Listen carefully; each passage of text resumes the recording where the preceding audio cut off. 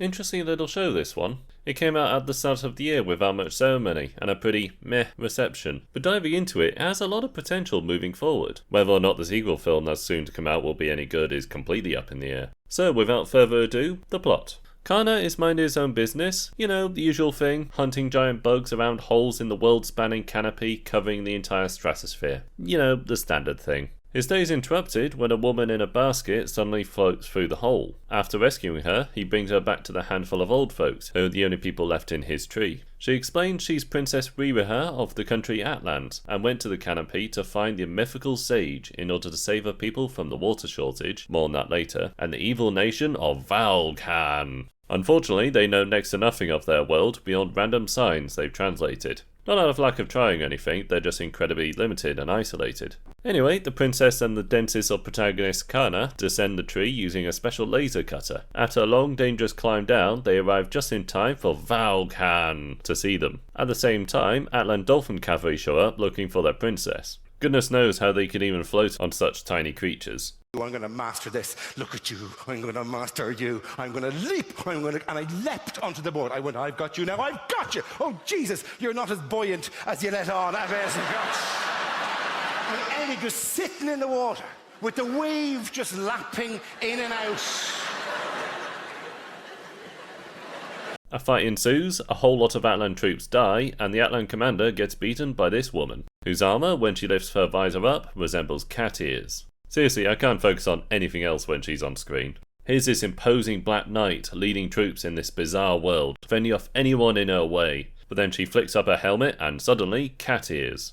It would be like putting a pretty pink flower in Guts' hair. Doesn't matter what she says, I can't concentrate on anything else. In any case, Ririha gets captured and Kaina goes with the cavalry to Atlant. They report the dead soldiers, the princess's capture, and the end of the sage search. The king, who seemingly has been playing too much with the blue highlights, is obviously furious with this, but for some reason doesn't ask Kaina for any evidence he's from the canopy, or anything related about the sage. Consequently, he gets sent to a special room, but the young prince Yeona sneaks in and explains Ririha will be used by the Valkan to force Atlan to surrender. The king will very likely refuse and she'll be killed, therefore they decide to save her themselves. The sole remaining heir of Atlant and the unfamiliar with fighting Kaina plan to use the orbital breathing gear so they can both walk beneath the water along the roots of the spire tree to reach the one where negotiations are happening. All while they're hauling heavy waterlogged coats and baggage through deep water and hope the airberries that grow in the stratosphere will last however long this journey will be. Oh yeah, and when they arrive, they'll somehow overpower the Valkan guards? Or hope they can sneak inside somehow? Well, I don't see anything wrong with this plan at all. So by stumbling upon random air pockets and by harpooning some spiky fish, they manage to get to the site, and thanks to a sudden snowstorm, they're able to sneakily board the ship where she's caged and free her. Oh yeah, they also pass this carpet, but that'll be irrelevant later. Now hidden on board this ship, the trio arrives at Valkan, a floating trunk of a tree home to thousands of people who are kept downtrodden. And here we're introduced to the true cause for the war, and all the problems people have in general. Valkan is after Atlant's dwindling water supply, as water is extremely limited. Surely you can't be serious. I am serious, and don't call me Shirley. Does this show not know what water is? Oh, I'm dying of thirst, but there's nothing but a gargantuan sea, all these tools, and an insane amount of wood. If only there was something I can do. Oh wait, couldn't they just melt the snow? Ignoring, of course, the obvious fact snow shouldn't even be on top of water. Maybe it's some weird foam atop of poisonous water or something, but since they never specify it and keep calling it the Snow Sea, I'm gonna do the same. Honestly, all it takes is one guy to drink a bit of it and fall ill to rectify this. People can't drink it or even distill it. There you go, problem solved. So, with the reason for the entire conflict clashing hard with the world building, a thief nicks Ririha's necklace and tries to sell it for water. The innocent thief is displayed to lure the heroes out. Dramatic evil villain method number 4, I believe. Ririha reveals herself, allowing the child to go, and she has a confrontation with Cat Ears. She tells Ririha to serve the evil villain as there's no point resisting, to which he jumps off. Kaina catches her and they get away. Meeting up with Thief's family, they explain Valkan's population is comprised of captured people from many destroyed nations. What's more, the evil kills his own soldiers admiral has a monster. Ooh. But also there's a massive tree that's supposed to have enough water to satisfy everyone. The moment that's wrapped up, soldiers turn up and the trio has to flee. Fortunately, the thieves have an escape raft ready to go, and they do. Yeah, check the engine room. We just need cesium, plutonic quarks, and bottled water. Oh, it's all here, Rick! Wow, Morty, lucky break. Yada yada, they make it back to Atlant. The commander gives Kaina the most aggressive thank you ever, and they tell the king of what they know. Rima tries to explain there's a massive tree filled with water for everyone, therefore the war doesn't even need to happen. I think the princess must have drank some of the foam water to think that this guy is going to accept peace. Well, okay, she later says she's not going to deal with him. Instead, the princess will speak to Valkan's people so she can offer what they truly need. But, well, they've been like this for years, have indoctrinated troops, and are desperate for water right now. Plus, it goes without saying that she has no plan to get back to Valkan, let alone speak with the people outside Skeletor's notice. Anyway, the king doesn't believe them and says the Valkans have even less reason to, so they leave in a humph. And then some women take Kaina to the city sauna. The evil fleet could arrive at any moment. Now is not the time for spa day. So after this guy suddenly teleports in and gives Kaina the full Turkish experience, they realise they need evidence to convince the king about the Great Tree, which will stop the war. Again, this guy is not going to simply give peace a try, and they don't have a plan to speak to his people. Whatever, Kaina remembers the words on the downstairs carpet, and knowing this is their last chance to prevent war, they leisurely stroll down. They reach it just as the Valkan fleet arrives. The civilians flee to the Great Hall, more on that soon. The trebuchets launch, and the hand-dragging cannons fire. I guess they don't have any wood to make any rolling carriages or anything. The king then shows his true intellect by not realising these guys are supposed to remain on the front lines and keep shooting. If they fall back, they can't bring their cannons with them. He doubles down by going to said area and standing atop a tower, in full view of everyone, without any cover, and not even beside his troops. I'm an idiot! Meanwhile, Commander Guy leads his elite cavalry to take the fortress, but finds there's no bridge to take and encounters cat ears again. They then see the evil admiral has deployed his monster, a half-functioning mech thing he's remotely piloting. Also seeing it, the trio realise they can't stop the war, but go to show the carpet to the king regardless. Honestly, what is he supposed to do with that in the middle of an invasion? Be like someone in Helm's Deep rushing to King Theoden and saying, "There's a place far to the west where both humans and orcs can live in peace. There doesn't need to be war at all."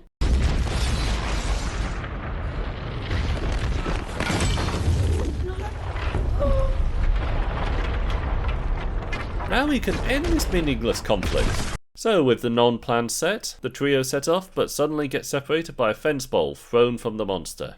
And when the evil admiral spots both king and princess, he says,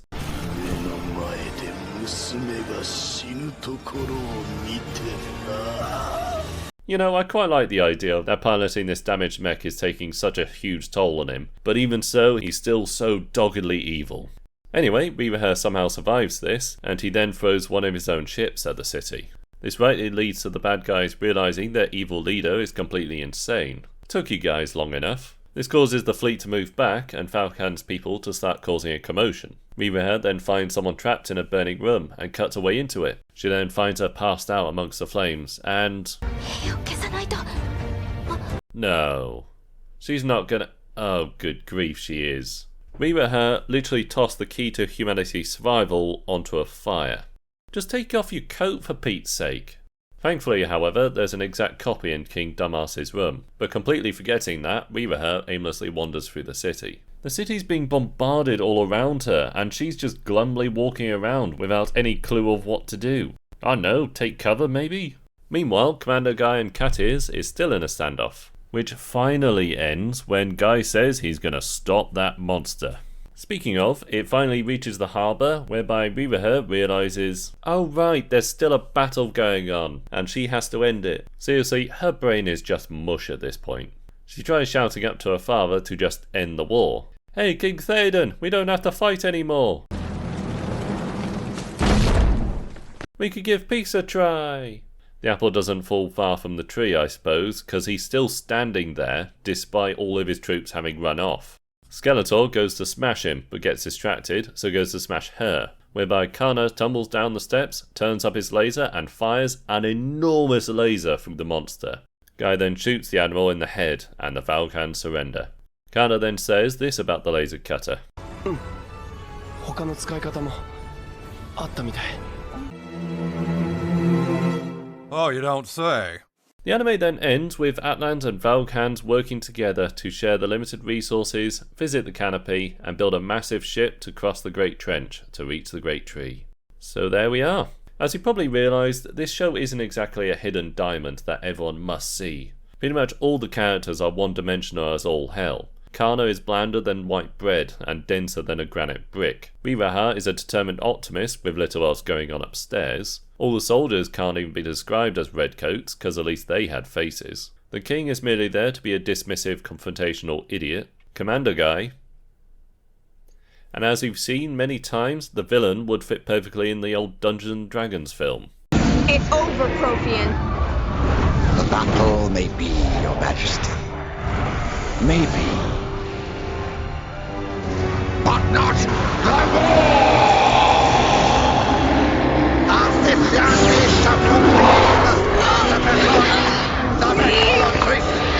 I guess the most nuanced is Katir's, but only because she's shown to respect her opponents. You know what? That's unfair. As her entire time under the evil admiral, she could have killed him at any time, so consequently, she's very honour-bound.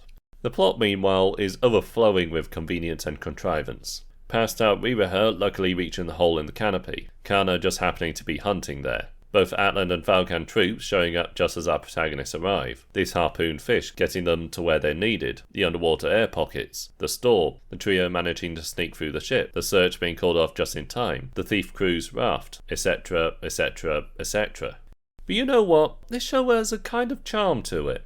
The world is very unique, and you can easily see how these people live in it and how their societies function. The mystery of how Earth became like this is very intriguing, particularly because of all the clues dotted throughout the show. The signs, the laser, the damaged mech both being called the Builder and stamped with Toa Heavy Industries, and the legends of the Sage and Ascender. Oh yeah, this green blob thing has been appearing in key moments throughout the plot, which seems to add an element of destiny into the mix. Without a doubt, the main draw of the show is the world of mystery, especially because of a looming threat facing the remnants of humanity. Furthermore, while the characters may have all the complexity of a one-by-one Rubik's Cube, none of them were detrimental to the show. They didn't act out of character, their decisions drove the plot, and above all, none of them were insufferable, miserable characters.